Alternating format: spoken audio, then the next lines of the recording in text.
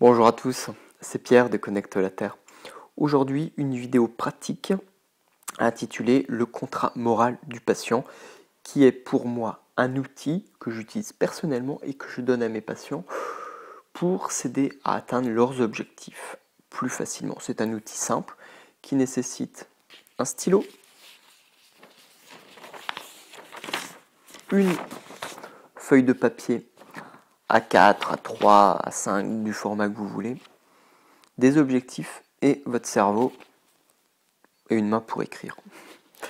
Alors, dans quel cas utiliser ce contrat moral? Je trouve que c'est surtout efficace pour les choses que l'on veut arrêter ou stopper. Donc là, je vous parle contrat moral de patient. On va le faire dans un objectif de santé. Donnez-vous pour des objectifs que vous voulez atteindre en termes de santé, soit en termes d'alimentation, soit en termes sportivement, soit de santé générale, des douleurs, n'importe quoi qui touche à votre santé. Mais très souvent, pour améliorer votre santé, ça va vous nécessiter de changer, de faire des changements dans votre façon de vie, dans votre façon de vivre. Et donc, ça peut être changer des choses en plus ou en moins. Faire des choses nouvelles ou arrêter des choses que vous faisiez. Donc, de toute manière, changer des habitudes. C'est quelque chose de très efficace pour vos habitudes. Alors, la première chose, ça va être de vous fixer un objectif. Cet objectif, ça peut être tout simplement, je veux me mettre à faire du sport 2 fois par semaine, 5 fois par semaine. Je veux arrêter le gluten, je veux arrêter les produits laitiers. Je veux me mettre à manger 5 fruits, 5 fruits et légumes par jour. Je veux arrêter d'acheter des produits industriels, etc. Voilà. Donc, vous prenez votre feuille, votre stylo, vous commencez à noter une date, la date du jour, avec le lieu où vous êtes. Donc, A, lieu, le, date du jour, à la ligne, je sous-signé nom, prénom, né, le, date de naissance, résident A, vous mettez votre adresse, certifie par la présente lettre que, là ici vous mettez votre objectif, donc par exemple, je veux arrêter les produits contenant du gluten, vous mettez la date de début, donc ça peut être la date du jour, ça peut être dans une semaine par exemple, vous mettez une date, jusqu'au, vous mettez la date de fin, vous mettez une échéance de fin de votre contrat, point, à la ligne, et éventuellement vous pouvez écrire ce contrat sera renouvelable tant de fois, ou sera renouvelable dès le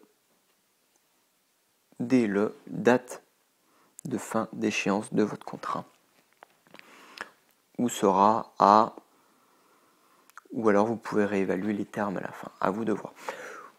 Vous signez, vous datez à nouveau et vous l'affichez en évidence dans un coin de la maison, de votre appartement. Ça peut être le frigo, ça peut être la cuisine, ça peut être votre chambre, ça peut être la salle de bain, mais à un endroit où vous verrez ce document plusieurs fois dans la journée. Donc, au niveau de la durée de début et de fin, fixez-vous en tout cas, pour la première fois, pour le premier contrat, un délai qui ne soit pas trop long. 4 semaines me paraît très bien. 4 semaines, ça permet déjà de changer une habitude et ça permet aussi de pouvoir réévaluer où vous en êtes à la fin et de reprolonger. Vous pouvez très bien faire un contrat d'1 mois, puis un contrat de nouveau 1 mois, encore 1 mois, ce qui fait 3 contrats d'1 mois. Et après, vous pouvez très bien faire un nouveau contrat de 6 mois ou 1 an. 1 an, ça fait un peu long quand même. 3 mois, 6 mois, ça me paraît beaucoup plus accessible et moins contraignant pour vous, moins contraignant pour le cerveau. Et permet aussi de renégocier vos propres termes du contrat.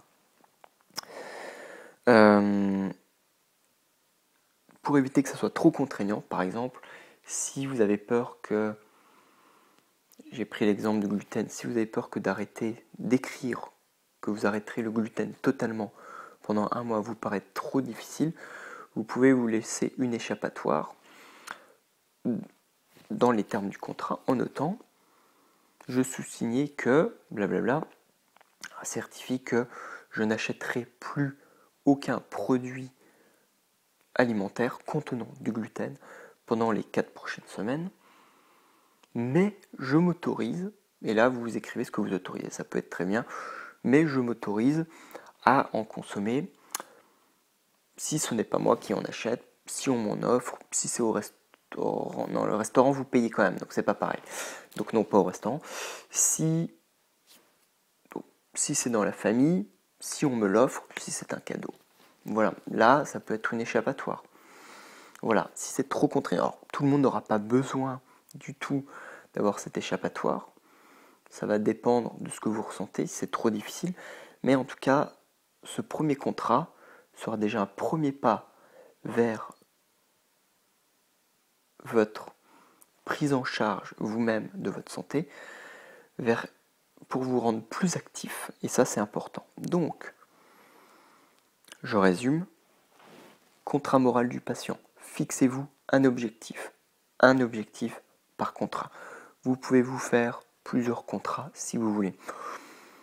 Je vous conseille de ne pas en faire plus que 2 ou 3 à la fois, sinon ça peut être vite lourd. En tout cas, un objectif par contrat. Si vous avez 2 objectifs, vous faites 2 contrats et non pas un seul. D'accord ? Chaque contrat peut avoir une durée différente, des termes différents. Donc, un objectif précis, une date de début, une date de fin, donc une durée, renouvelable ou pas, une date de début, une date, la date de rédaction du contrat, un lieu, vous mettez votre nom, prénom, votre date de naissance, votre adresse. Voilà, comme ça on a un contrat assez complet. Inspirez-vous des contrats que vous avez pu signer, que vous avez pu faire signer à des personnes. Vous l'affichez en évidence et pas trop contraignant dès le début, sinon vous risquez de ne pas le tenir. Voilà, c'était la vidéo du jour. À bientôt, ciao.